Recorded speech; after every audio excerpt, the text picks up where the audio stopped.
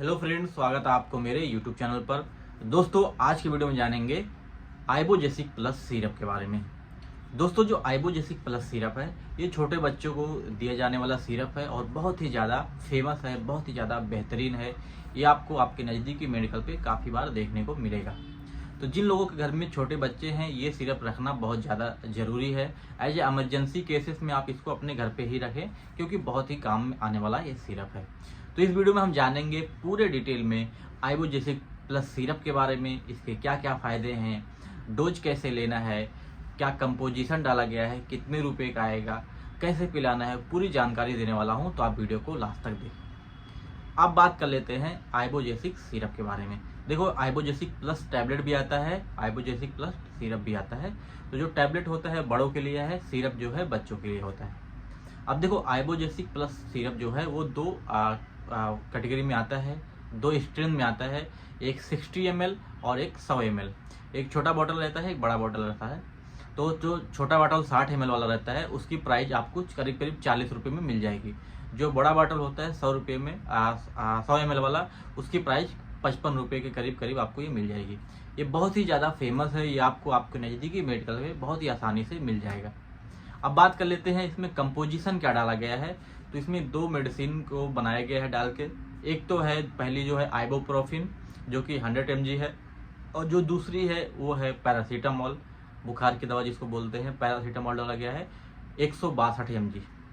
तो ये दो मेडिसिन डाल के ये आइबोजेसिक प्लस सिरप को बनाया गया है। अब बात कर लेते हैं इसके फ़ायदे के बारे में कि हम किन किन बीमारी में इसका यूज कर सकते हैं। तो सबसे पहले, अगर आपके बच्चे को बुखार है तो आप वहाँ दे सकते हैं। बहुत ज़्यादा बुखार ना हो, थोड़ा बहुत बुखार है, हल्का बुखार है, तो आप वहाँ पे दे सकते हैं।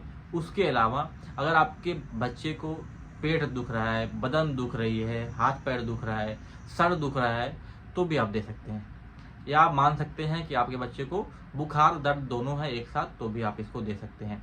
तो मोस्टली बच्चे को जब कुछ बीमारी होती है तो बदन दर्द करता ही है या बुखार रहता है, तो उसमें देते हैं मोस्टली यही सिरप।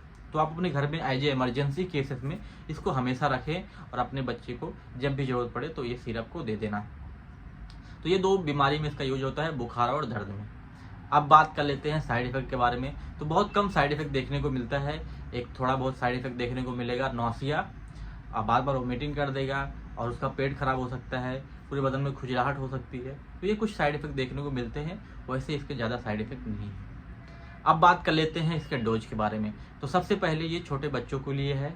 तो अगर बात करें इसके डोज के बारे में, तो आप जो बच्चा पैदा हुआ है और 3 महीने तक है, मतलब आज से लेके 0 दिन से लेके 3 महीने तक है, उसको आप 1 ml तक दे सकते हैं। 3 महीने से लेके अगर वो 6 महीने तक का है तो उसको आप करीब करीब 2 ml दे सकते हैं। तो इस तरह से 1 से 3 महीने में 1 ml आप दो, और 3 से जो 6 महीने में है उसको आप 2 ml दो, दिन में 2 बार दो। और जो अगर आपका बच्चा 6 महीने से लेके 1 साल तक का है तो 2.5 ml दे दो। तो ये 1 साल का कंप्लीट है। 1 से 3 को 1 ml, 3 से 6 को 2 ml, और जो 6 साल से लेके 1 साल तक का है, 6 महीने से लेके 1 साल तक का है, उसको आप करीब करीब 2.5 ml दो। अगर आपका बच्चा 1 साल से लेके 4 साल तक का है तो वहाँ पे आप 5 ml तक दे सकते हैं। और अगर आपका बच्चा 4 साल से लेके 8 साल तक का है तो 7 से 8 या 10 ml तक दे सकते हैं, दिन में 3 बार। तो इस तरह से इसका डोज दिया गया है, और अगर आप चाहिए तो एक बार डॉक्टर से भी कंफर्म कर लें।